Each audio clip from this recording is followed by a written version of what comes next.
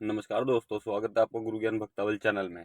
आज मैं आपको बताऊंगा कि तंत्र क्रिया मतलब कि किसी भगत के ऊपर तंत्र क्रिया हो सकती है या नहीं हो सकती।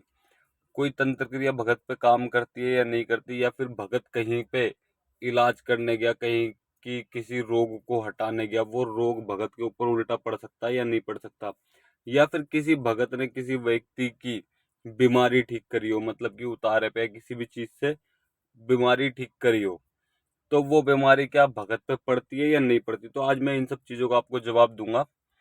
ये बहुत ही मतलब कि बहुत ही अच्छी जानकारी है, आप सबको ये जानकारी पता होनी चाहिए।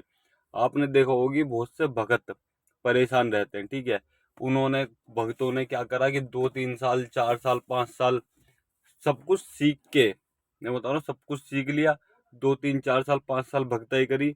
उसके बाद वो खुद कहते हैं यार भगताई में कुछ नहीं है, कुछ नहीं है भगताई में, सब परेशान रहते हैं, ये होता है वो होता है फलाना ढिमकाना। कोई भगत है तो दूसरों की वो मतलब कि संगत की गलती निकालेगा जिसने जहाँ पे उसने काम करा, ठीक है। तो ये सब चीजें होती हैं या नहीं होती, तो मैं आपको बता दूं भगत के ऊपर भी तंत्र क्रिया की जाती हैं, ठीक है। उसके ऊपर असर भी होता है। वो होता किस लिए, कई बार देखो मैं बताता हूँ। जो देवी देवता होते हैं ना, जो देवी देवता तुम्हारे यहाँ पूज रहे हैं या किसी भगत के यहाँ पूज रहे हैं, तो पहले जो सामने वाला तांत्रिक होगा, भगत होगा, वो जो भी होगा, वो उन शक्तियों को हटाएगा, ठीक है। उन शक्तियों को हटाने के बाद में वो तंत्र क्रिया करेगा। जो भी वो तंत्र क्रिया करे, कैसी भी करे, या परेशान करने के लिए करे, जैसे भी करे, तो वो तंत्र क्रिया उसके देवी देवताओं के हटते ही सीधे घर में अटैक कर देगी उसके ऊपर। अगर मान लीजिए घर में देवी देवता नहीं हटाया, वो पहले देखेगा, देवी देवताओं की जांच पड़ताल करेगा, देवी देवता में कितनी शक्ति है, कितनी पावर है, और कितना इसका कहाँ मानते हैं। मान लो देवी देवता में हल्की सी चूक निकली, ठीक है, तो कोई भी तंत्र क्रिया सामने वाला व्यक्ति तंत्र क्रिया करेगा और वो सीधे घर में घुस जाएगी। देवी देवता उस तंत्र क्रिया को रोकेंगे नहीं। बाद में आपको दिखाते रहें, बताते रहें, कुछ भी होता रहे, आपको पूछा नहीं चढ़ेगी। ये सब चीजें हैं जो इंसान के साथ घटित होती है, एक भगत के साथ घटित होती है, ठीक है।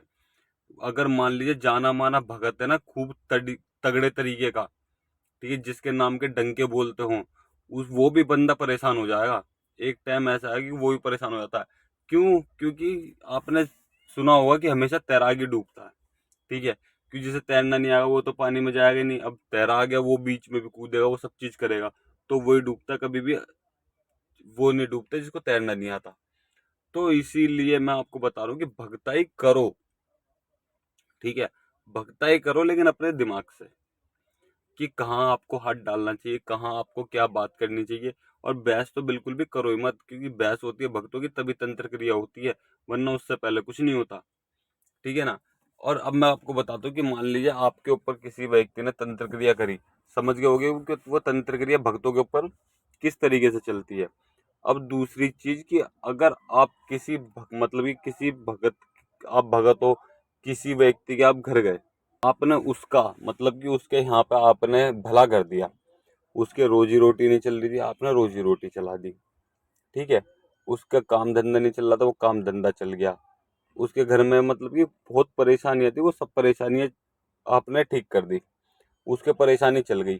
अब एक बात बताओ, जब तक ऊपर वाला नहीं चाहेगा ना, किसी के घर में कोई दिक्कत नहीं आ सकती, और किसी के घर में कोई सुख नहीं आ सकता जब तक ऊपर वाला नहीं चाहेगा। आपने क्या करा, उसके घर में से वो दुख काट के, मान लिया किसी व्यक्ति को पैसों की दिक्कत थी, ठीक है, आपने क्या करा, उस व्यक्ति की पैसे की परेशानी ठीक कर दी अपनी शक्ति से, अपने देवी देवताओं की शक्ति से, अपने तपोबल से, ठीक है। तो वो जो तपोबल से आपने उस व्यक्ति की जो परेशानियां ठीक करी ना, वो आपके हिस्से से गई है उसके पास, समझ गए। मतलब मैं आपको बताता हूँ, जैसे मान लीजिए आपने किसी व्यक्ति की तंत्र क्रिया से कोख खोल दी किसी बहन बेटी की, ठीक है, कोख खोल दिया। आपने देखा होगा भक्तों के ज्यादातर बच्चे नहीं होते, ठीक है ना, बहुत कम भक्त होंगे जो उनके बच्चे भी होंगे, वो उनके होंगे जो भक्ताई में शादी के बाद आए हों, बच्चे बच्चे करने के बाद उन्होंने बाहर काम करना शुरू करा हो, उनके होंगे। अगर जो कुंवारेपन से इस चीज में लग गया ना, तो उसके बच्चे बहुत मुश्किल होते हैं। तो वो कोक खोलने का काम करते कि भाई हम कोक खोल देते हैं, ये कर देते हैं, वो कर देते हैं। तो जो बच्चे होते हैं ना, वो उसके नसीब से उसके नसीब में जाते हैं, मतलब कि जो आपके नसीब का बच्चा होगा जो भी होगा, लड़का लड़की जो भी ऊपर वाला चाहे, वो आपके नसीब से सामने वाले की कोख में जाते हैं, फिर वो जन्म लेता है। ठीक है, मतलब कि आपके नसीब से एक वहां चला जाएगा, आपके नसीब में से एक चीज वो कम हो जाएगी। अब मान लीजिए आप किसी का भला करते हैं, किसी के घर में पैसे की बरकत की दिक्कत है, आप उसके घर में पैसे की बरकत खोल देते हैं, तो वो बरकत आपके पास से गई है उसके पास, आपके घर से, आपके मतलब कि जो भी आपके घर में बरकत होगी उसमें से थोड़ी चली जाएगी उसके पास। जितने साल उसको दुख झेलना होगा ना, मान लीजिए उस व्यक्ति के नसीब में दुख लिखा 5 साल, ठीक है, उसने 2 साल झेल लिया, 2 साल झेलता हुआ आया वो, आप मिले, 3 साल का दुख उसका बचा था और आपने उसका काम कर दिया, उसका दुख खत्म हो गया, अब वो एकदम बढ़िया से जिंदगी जी रहा है। जो 3 साल का दुख था ना वो आपके नसीब में आ गया, और जो उसके नसीब का दुख था, ठीक है, उसका दुख तो आपके नसीब में आ गया, जो आपके नसीब का सुख था वो 3 साल उसके पास चले गए। तो इस तरीके से चलती है ये कहानी। आपने देखा होगा कि बहुत से भगत तो कर ही नहीं पाते, ठीक है, कि किसी को कुछ नहीं आता, मान लीजिए एक छोटा सा भगत है, उसने मट्टी उठा के दे दी तो आराम पड़ गया, और एक खिलाड़ी भगत है, उसने कुछ भी कर लिया तब आराम नहीं पड़ा। तो ये किस्मत का फेर है, जिसके हाथ से जिस व्यक्ति का भला लिखा है ना, उसी के हाथ से होगा और उसी के कर्म से होगा, वरना किसी के हाथ से ये कार्य नहीं होगा। समझ गए? तो ये अपने कर्म, मतलब ये हमारे नसीब की चीज हम सामने वाले को देते हैं, तब जाके उसका सामने वाले का कार्य होता है। ये इसे कहते हैं कर्म। इसलिए कहते हैं कर्म करते रहो, गाय को चारा दो, चिड़िया जमाओ, चींटी जमाओ, ठीक है, आप मछली जमाओ, जितना कर्म कर सकते हो वो कर्म करो, ये कर्म आपके ही काम आएंगे। समझ गए?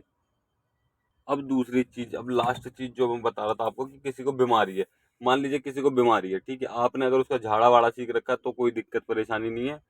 अगर आपने उसका झाड़ा नहीं सीख रखा और आपने किसी व्यक्ति को ठीक कर दिया, छोटी चीज, आपने बुखार ठीक कर दिया किसी का, और उसको 10 दिन का बुखार और था, आपने बुखार ठीक कर दिया, उसके तीसरे दिन पे ही 7 दिन का बुखार रह गया, तो वो 3 दिन का बुखार आपके, आपको 7 दिन का बुखार आपको जरूर लगेगा, चाहे वो 1 दिन बाद लगे, हफ्ते बाद लगे, 10 दिन बाद लगे, या महीने साल बाद लगे, वो बुखार आपको जरूर लगेगा।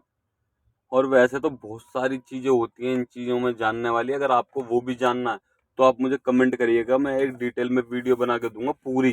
ठीक है, और अगर आपको हमारे द्वारा दी गई जानकारी अच्छी लगी हो तो वीडियो को लाइक करें, चैनल को सब्सक्राइब करें और बेल आइकन दबाएं, ताकि हमारे द्वारा दी गई जानकारी आप तक समय पर पहुंच सके।